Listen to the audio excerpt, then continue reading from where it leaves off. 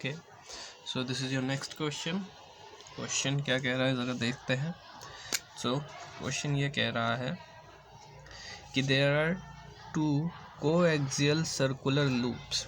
Coaxial मतलब कि उन दोनों लूप्स का जो एक्सिस है वो एक ही है। एक्सिस के बारे में मैंने आपको बता दूं कि जब सर्कल के सेंटर से कोई लाइन पास करती है और वो लाइन सर्कल के परपेंडिकुलर भी होती है, सर्कल के परपेंडिकुलर यानी कि सर्कल के रेडियस के परपेंडिकुलर होती है, तो that line is known as axial line. ठीक है ना। तो दो लूप्स जिनका जो कि कोएक्सियल है यानी कि उन दोनों का एक्सिस लाइन सेम है। ठीक है ना। दोनों लूप्स हैं आपके L1 एंड L2। ठीक है ना। दोनों का रेडियस आपको दे रखा है 3 सेंटीमीटर एंड 4 सेंटीमीटर, और ये डायग्राम है उसका कुछ इस प्रकार से रखे हुए हैं और बाकी वैल्यूज़ यहाँ पे आपको गिवन है। पूछा है what should be the magnitude and direction of current in loop L2। L2 loop में करंट का मैग्नीट्यूड क्या होगा और करंट का डायरेक्शन क्या होगा, so that net magnetic field at the point O be zero, जिसकी वजह से ओ पॉइंट पे नेट मैग्नेटिक फील्ड आपका ज़ीरो हो जाए। ठीक है ना। मतलब हमें L2 लूप में हमें करंट का वो निकालना है, मैग्नीट्यूड निकालना है और डायरेक्शन निकालना है, सो दैट कि ओ पॉइंट पे नेट मैग्नेटिक फील्ड आपकी ज़ीरो होनी चाहिए। मैं कहा ठीक है निकालेंगे, लेकिन उससे पहले यहाँ पे इसका थियोरेटिकल पोर्शन जान लेते हैं। तो थियोरेटिकल पोर्शन इसमें सिंपल सा है कि current due to a current carrying loop का इसमें हम एक्सप्रेशन लगाएंगे। ठीक है ना।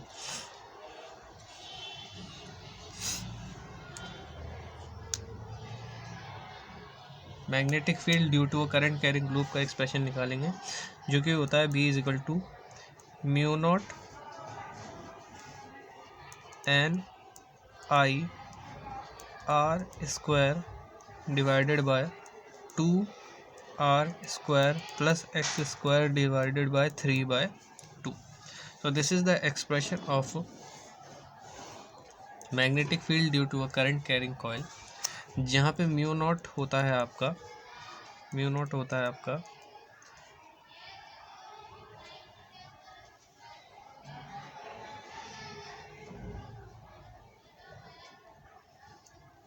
Permittivity,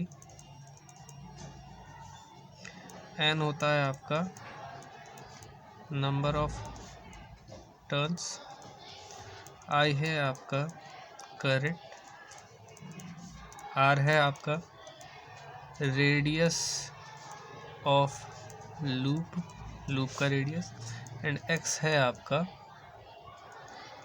distance of point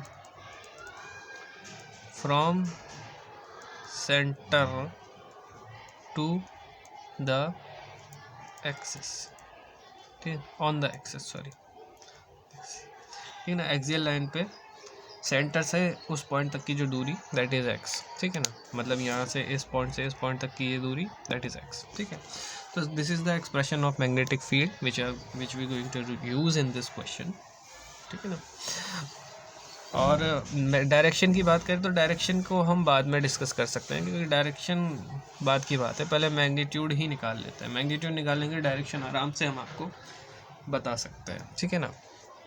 so magnitude निकालेंगे तो इस पर्टिकुलर पॉइंट पे इस करंट कैरिंग लूप की वजह से पहले हम निकाल लेते हैं L1 लूप की वजह से कितना मैग्नेटिक फील्ड बन रहा होगा और L2 लूप की वजह से कितना बन रहा होगा, and that should be equal in magnitude. Sir magnitude में वो दोनों बराबर क्यों होने चाहिए? क्योंकि वो मैग्नीट्यूड में इक्वल होंगे और एक दूसरे के अपोजिट होंगे, तभी तो यहाँ पे नेट मैग्नेटिक फील्ड ज़ीरो हो पाएगा। आप खुद ही सोचिए, ये आपका एक ऑब्जेक्ट है। ठीक है ना। मैं चाहता हूँ कि इस पे इधर से भी फोर्स लगे, इस पे इधर से भी फोर्स लगे, और ये कहीं पे भी ना हिले। ठीक है ना। ये कहीं पे भी ना हिले, तो मुझे क्या करना होगा, इस तरफ से इसको राइट हैंड साइड की तरफ खींचना होगा और इस पॉइंट से इसको लेफ्ट हैंड साइड की तरफ खींचना होगा, और ढक्कन खुल गया, लेफ्ट हैंड साइड की तरफ खींचना होगा। और दोनों का मैग्नीट्यूड अगर बराबर होगा तभी तो ये कहीं नहीं जाएगा, तभी तो उसका नेट इफेक्ट ज़ीरो रहेगा। तो यहाँ पे नेट इफेक्ट ज़ीरो करने के लिए इसकी वजह से मैग्नेटिक फील्ड और इसकी वजह से मैग्नेटिक फील्ड क्या होनी चाहिए, दोनों ही बराबर होनी चाहिए और डायरेक्शन अपोजिट होना चाहिए। तो देखते हैं, ज़रा ट्राई करते हैं। तो हम सबसे पहले देख लेते हैं magnetic field due to B due to L1 की वजह से। तो L1 की वजह से क्या होगा, एक्सप्रेशन क्या कह रहा है, म्यू नॉट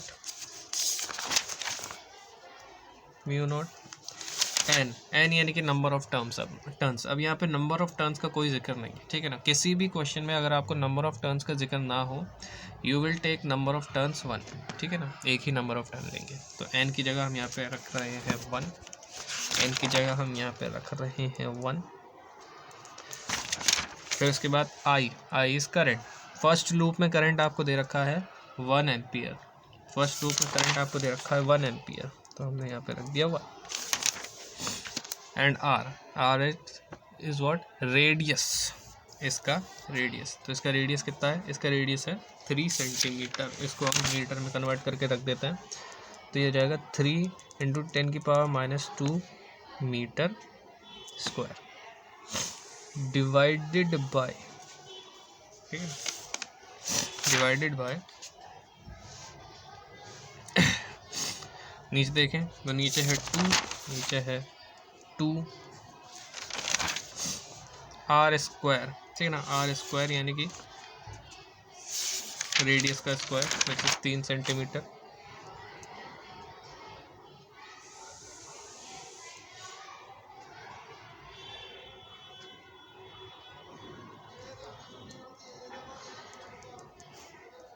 का स्क्वायर प्लस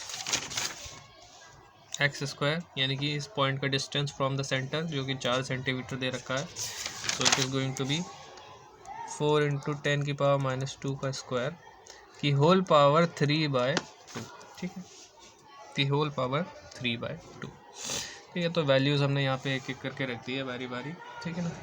तो अभी इसको सॉल्व करते हैं, सिंप्लीफाई कर लेते हैं। तो ये हो जाएगा म्यू नॉट को नहीं सॉल्व करते, ठीक है ना, म्यू नॉट क्योंकि बराबर रखेंगे ही तो कांस्टेंट कट ही जाएगा, तो उसको नहीं करते हैं। और ना ही 2 को कुछ छेड़ते हैं, ठीक है ना, μ0/2 इसको रहने देते हैं। इस पार्ट को सॉल्व करते हैं, तो ये हो जाएगा 3 का स्क्वायर 9 और इसका स्क्वायर हो जाएगा -4 divided by, it will be 9 × 10⁻4 plus 9 × 16 × 10⁻4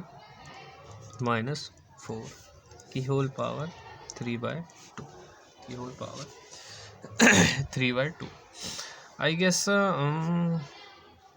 हमें डिनोमिनेटर को भी सॉल्व नहीं करना पड़ेगा आई गेस, तो मैं इसको यहीं छोड़ने का सोच रहा हूँ, ठीक है ना। चलो इसको यहीं छोड़ते हैं, सॉल्व नहीं करना पड़ेगा, ठीक है ना। डायरेक्टली इक्वल रखते हैं तो शायद उसमें अच्छे से पता चल जाता है। L2 है तो हो जाएगा μ0/2, नंबर ऑफ टर्न्स तो 1 ही होंगे तो मैं उसको हटा दे रहा हूँ। करंट उसमें पता नहीं है तो उसको हम I2 रख रहे हैं। रेडियस का एक्सप्रेशन 4 × 10⁻² का स्क्वायर डिवाइडेड बाय डिस्टेंस, मतलब रेडियस 4 × 10⁻² का स्क्वायर प्लस 3 × 10⁻² का स्क्वायर। हाँ देखो डिनोमिनेटर दोनों में सेम ही है, तो काटना सॉल्व करना ही नहीं पड़ेगा, आपस में कट ही जाएगा, ठीक है।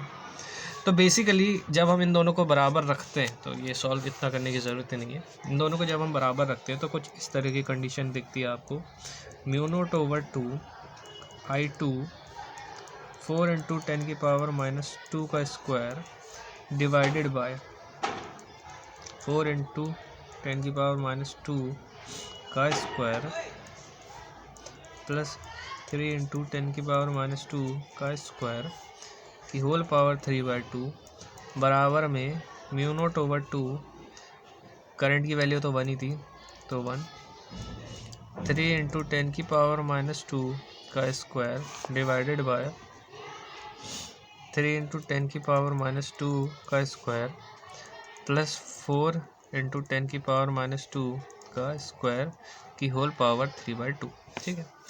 तो ये म्यू नॉट टू आपस में कैंसिल हो जाएगा, ये पूरा डिनोमिनेटर पोर्शन आपस में कैंसिल हो जाएगी क्योंकि दोनों ही पूरा का पूरा सेम है। तो ओवरऑल यहाँ पे बचेगा आपका I2 4 × 10⁻² का स्क्वायर इजकल टू 3 × 10⁻² का स्क्वायर। अब ज़रा इसको सॉल्व कर लेते हैं। तो ये हो जाएगा I2 = 9 × 10⁻⁴ डिवाइडेड बाय 16 × 10⁻⁴। 10⁻⁴ से 10⁻⁴ भी कैंसिल हो गया, तो 9/16 आ गया। तो इसको अगर पॉइंट में चेंज करना चाहें तो कर सकते हैं। तो ये हो जाएगा 0.56 ampere. 0.56 ampere. This is going to be the magnitude of current in the second loop. This is going to be the magnitude of current in the second. ठीक है ना। अब अगर सर डायरेक्शन की बात करें तो डायरेक्शन मैंने यहाँ पे स्पेसिफिकली बनाई नहीं है, क्वेश्चन में ये बनी हुई है बट मैंने ये बनाई नहीं है। उसका रीज़न है मैं यहाँ पे इससे आपको दोनों ही केसेस बताना चाहता हूँ। दोनों केसेस क्या सर, मान लो ये लूप कुछ इस प्रकार है, कैसे दिखाऊँ मैं आपको लूप।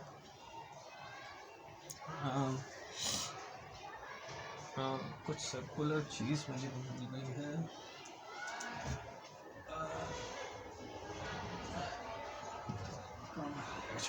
ठीक है,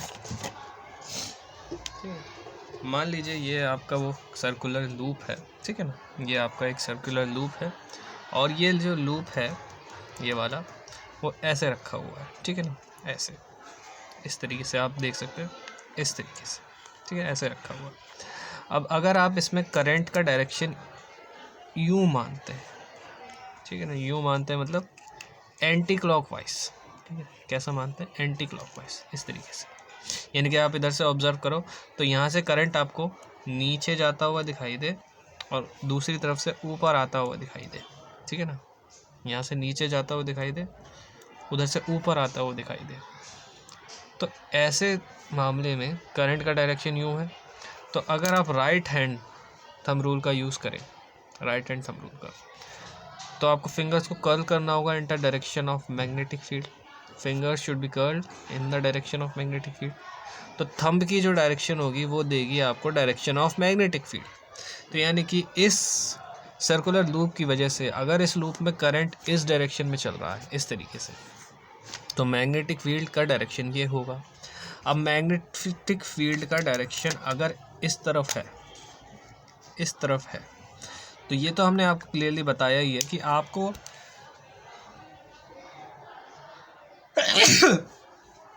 इस नेट इफेक्ट को ज़ीरो करने के लिए इसके अपोजिट डायरेक्शन में मैग्नेटिक फील्ड चाहिए। अगर अपोजिट डायरेक्शन में चाहिए तो थंब का डायरेक्शन आपका यू होना चाहिए। थंब का डायरेक्शन अगर यू होना चाहिए तो फिंगर्स का कर्ल इस तरीके से होगा। कहने का तात्पर्य ये है कि यहाँ पे मैग्नेटिक फील्ड का डायरेक्शन कैसे होगा इस वाले लूप के लिए, इस तरीके का, ठीक है ना, इस तरीके का, इस तरीके का, इस तरीके का। यानी कि करंट आपको इस डायरेक्शन से ऊपर जाता हुआ दिखाई देगा और यहाँ से नीचे आता हुआ दिखाई देगा, इस तरीके से, ठीक है। यानी कि जस्ट आप देख सकते हैं ये जिस डायरेक्शन में घूम रहा है उसके अपोजिट डायरेक्शन में ये घूमना चाहिए करंट। इस डायरेक्शन में करंट ऐसे घूम रहा है तो इसके अपोजिट डायरेक्शन में करंट यहाँ घूमना चाहिए, तभी अपोजिट डायरेक्शन मिल पाएगी, ठीक है। सिमिलरली अगर मान लो इसका अपोजिट केस हो गया, अपोजिट केस हो गया यानी कि पहले मैंने करंट यूँ चलवाया था, अब करंट क्लॉकवाइज डायरेक्शन में मूव करते हैं। तो अगर करंट को क्लॉकवाइज डायरेक्शन में मूव करेंगे तो यहाँ बाहर की तरफ आपको करंट ऐसा दिखाई इस डायरेक्शन में जाता हुआ लगेगा और यहाँ अंदर की तरफ से करंट आपको इस तरफ आता हुआ नज़र आएगा, यूँ यूँ यूँ यूँ यूँ यूँ। तो आप राइट हैंड थंब रूल को यूज़ करेंगे, फिंगर्स को कर्ल करेंगे in the direction of magnetic field. Thumb का डायरेक्शन आपको देगा डायरेक्शन ऑफ मैग्नेटिक फील्ड। तो यानी कि इस पॉइंट पे डायरेक्शन ऑफ मैग्नेटिक फील्ड कैसी होगी, इस तरफ होगी। तो अगर आपको इसका नेट इफेक्ट ज़ीरो करना है तो इसके अपोजिट डायरेक्शन में एक मैग्नेटिक फील्ड चलनी चाहिए। अपोजिट डायरेक्शन में मैग्नेटिक फील्ड चलेगी तो फिंगर्स ऐसे कर्ल होगी। फिंगर्स ऐसे कर्ल हो रही है, इसका मतलब करंट भी इसी कर्ल के हिसाब से होना चाहिए। यानी कि इस लूप में करंट का डायरेक्शन क्या हो जाएगा इस तरीके का, यानी कि इसके अपोजिट में। तो this will be the direction of magnetic field accordingly, ठीक है ना, according to our first loop, ठीक है ना। मैंने यहाँ पे आपको दोनों केसेस एक्सप्लेन करें कि फर्स्ट लूप में अगर डायरेक्शन कैसे चल रहा हो, फर्स्ट लूप में डायरेक्शन ऐसे चल रहा हो, मतलब क्लॉकवाइज चल रहा हो, तो इसमें कैसे चलेगा, इसमें चलेगा